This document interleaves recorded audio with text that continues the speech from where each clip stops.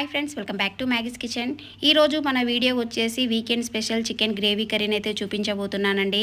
ఎప్పుడు ఫ్రైలను తిని బోర్ కొట్టినట్లయితే ఇలా ఒక్కసారి ట్రై చేసి చూడండి. టేస్ట్ చాలా బాగుంటుంది. చికెన్ చేసే ప్రాసెస్ అంతా ఒకే విధంగా ఉన్నా ఇందులో వేసే కొన్ని ఇంగ్రీడియంట్స్ వల్ల టేస్ట్ అనేది చాలా బాగుంటుందండి. మరి ఈ weekend special super tasty chicken రెసిపీని ఎలా చేసుకోవాలో చూద్దాం రండి. ఫస్ట్ ఇక్కడ ఒక హాఫ్ కేజీ చికెన్ని శుభ్రంగా కడిగి పక్కన పెట్టుకోండి. ఇప్పుడు స్టవ్ ఆన్ చేసుకొని స్టవ్ మీద కడాయి కానీ ప్యాన్ కానీ పెట్టుకొని ఇందులోకి ఒక 3-4 టేబుల్ స్పూన్ దాకా ఆయిల్ తీసుకోండి. ఆయిల్ మనకి ఇక్కడ ఎక్కువగానే పడుతుందండి. ఇప్పుడు ఇందులోకి కొన్ని స్పైసెస్ని యాడ్ చేసుకోవాలి. అలాగే ఒక 2 పచ్చిమిర్చి చీలికల్ని, ఒక మీడియం సైజు ఉల్లిపాయ ముక్కల్ని ఇలా సన్నగా పొడుగ్గా కట్ చేసి వేసుకోవాలి. ఇప్పుడు మీడియం ఫ్లేమ్ మీద ఇదంతా కలుపుకుంటూ ఫ్రై చేసుకోవాలండి.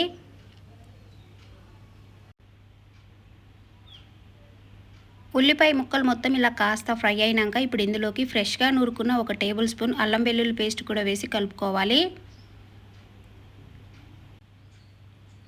ఉల్లిపాయ ముక్కలు అలాగే అల్లం వెల్లుల్లి పేస్ట్ ఇలా మంచిగా ఫ్రై అయినాక ఇప్పుడు ఇందులోకి శుభ్రంగా కడిగి పక్కన పెట్టుకున్న చికెన్ కూడా వేసి ఒకసారి ఇదంతా బాగా కలుపుకోవాలి. ఇలా ఒకసారి కలిపేసుకున్నాక ఇందులోకి ఒక 1/2 టీ స్పూన్ దాకా పసుపు, అలాగే ఒక టేబుల్ స్పూన్ దాకా ఉప్పు కూడా వేసి మరొకసారి ఇదంతా బాగా కలుపుకోవాలి.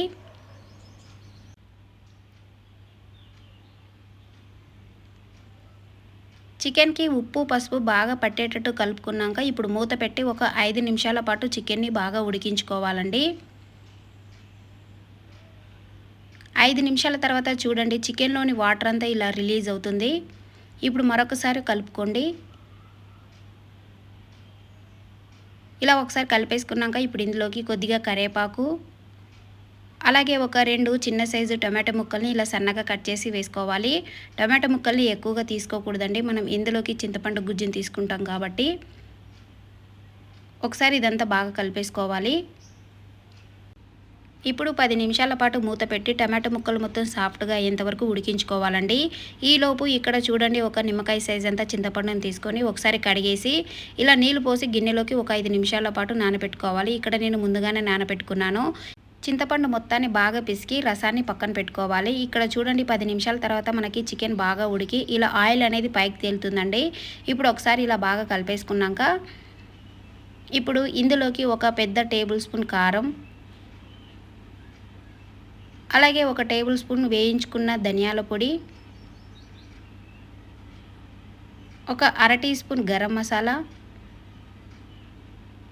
అలాగే ఒక టేబుల్ స్పూన్ చికెన్ మసాలా వేసి ఒకసారి ఇదంతా బాగా కలుపుకోవాలి.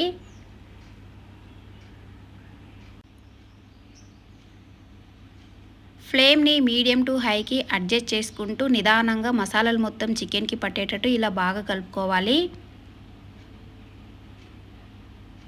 ఇలా నెమ్మదిగా కలుపుకుంటూ ఉంటుంటే చూడండి, మనకి ఆయిల్ అనేది ఇలా పైకి తేలుతుంది కదా, అప్పుడు ఇందులోకి చింతపండు రసం కూడా వేసి కలుపుకోవాలి. ఇక్కడ మీరు ఒకసారి టేస్ట్ చేసి చూడండి. మీకు ఒకవేళ ఉప్పు తక్కువగా అనిపిస్తే వేసుకోవచ్చండి. మనం ఇందులోకి చింతపండు రసం వేస్తున్నాం కాబట్టి మనకి ఉప్పు అనేది ఎక్కువగానే పడుతుంది.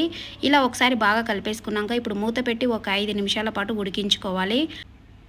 5-6 నిమిషాల తర్వాత చూడండి, చింతపండు రసం మొత్తం ఇలా దగ్గర పడి గ్రేవీ అనేది ఇలా చిక్కబడుతుందండి.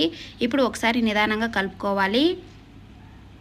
ఇలా కలిపేసుకున్నాక ఇప్పుడు ఇందులోకి సన్నగా తరిగిన కొద్దిగా కొత్తిమీర తరుగు కూడా వేసి కలుపుకోవాలి. కొత్తిమీరని కాస్త ఎక్కువగానే తీసుకోండి. ఇలా ఒకసారి బాగా కలిపేసుకున్నాక ఇప్పుడు స్టవ్ ఆఫ్ చేసేసుకోవాలి. చూసారు కదండి, ఎంత సింపుల్గా అన్నీ కూడా ఇంట్లో ఉండే ఇంగ్రీడియంట్స్ తోటే చాలా టేస్టీ చికెన్ రెసిపీ ఎలా రెడీ అయిపోయిందో. సో మీరు కూడా ఈ వీకెండ్స్లో ఈ స్టైల్లో ఒక్కసారి ట్రై చేసి చూడండి.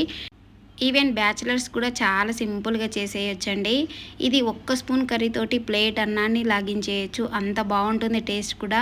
మరి వీడియో నచ్చితే లైక్ చేయండి, మీ ఫ్రెండ్స్కి రిలేటివ్స్కి షేర్ చేయండి. మరిన్ని రెసిపీస్ కోసం మన ఛానల్ని సబ్స్క్రైబ్ చేసుకోండి. Thank you for